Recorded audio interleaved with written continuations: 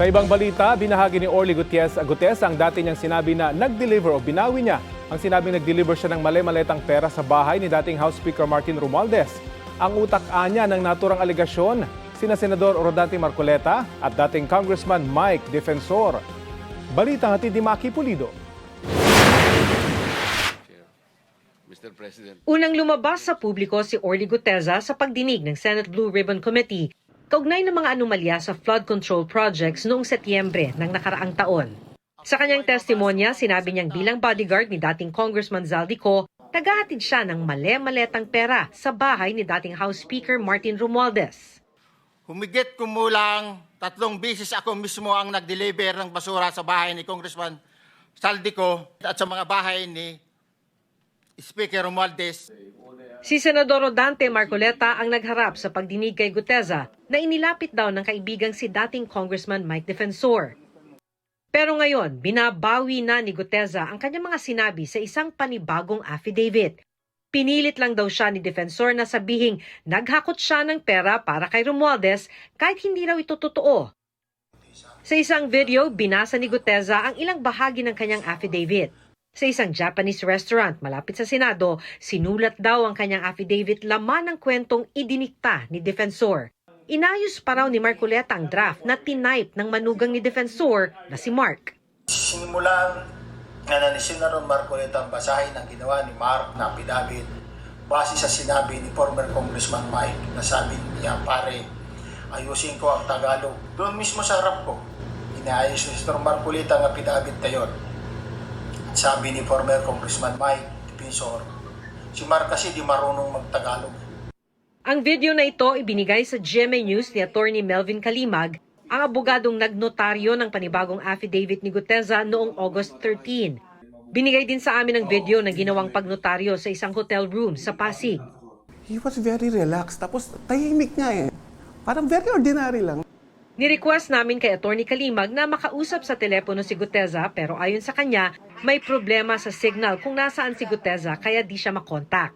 Sa kwento ni Gutierrez sa kanyang affidavit, narinig daw niya ang usapan ni na Defensor at Marcoleta tungkol sa pera. Sabi ni Congressman Mike, basahin mo na muna, ikaw na ang bahala kung pwede yan, sabi niya. Pari, 150 million lang, masaya na tayo. At nang matapos yung basahin ng affidavit, sabi niya, ito na yung missing link na hinahanap natin kasi puro sila Zaldico at ikaw lang ang makapagbabanggit kay former Speaker Martin na di-deliver ng pera. Pinangakuan daw siya ng pera at scholarship sa mga anak. Pinilit niya sa akin na ako na lang sabay sabi na basahin mo lang basahin mo lang yan at mababayaran mo naman. Ako ay pilitan na sabihin para sa kanya, sige po sir, kung ito ang paraan para makatulong ako, hanggo ako dyan sir. Kaya lang sir, inaalala ko lang ang pag-aaral ng mga anak ko. Nag-promise ng CAS educational scholar si former Congressman Mike Defensor. Kinabukasan, bago sumalang sa Senate Blue Ribbon Committee hearing, kinausap pa raw siya ni Marcoleta at sinabihang huwag lilihis sa nakahandang affidavit.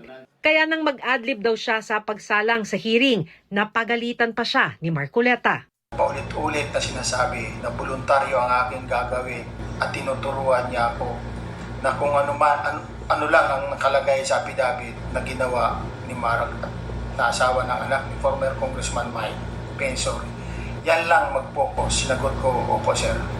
Pagkatapos ng Senate hearing, hindi na raw siya muling kinontak ni na Defensor at Marcoleta. Doon ko natansya na ginamit lang talaga nila ako sapagkat huli na ang lahat ng mga pangyayari at ako'y lubos na nagsisisi. Sinusubukan pa naming kunan ng pahayag sina Marcoleta at Defensor. Ang binabawi ngayong salaysay ni Gutierrez, bahagi ng mga ebidensyang pinag-aaralan ng Ombudsman para sa posibleng isampang reklamo laban kay dating Speaker Romualdez. Bukod kay Gutierrez, nag-recant na rin ang kasamahang bodyguard na may affidavit na hawak ng Ombudsman. Hiningan namin ang Ombudsman ng reaksyon pati na kung ano ang epekto nito sa case build-up laban kay Romualdez. Pero hinihintay pa nilang magkakopya ng affidavit ni Gutierrez bago sila makapagbibigay ng komento. Maki Pulidon nagbabalita para sa GMA News.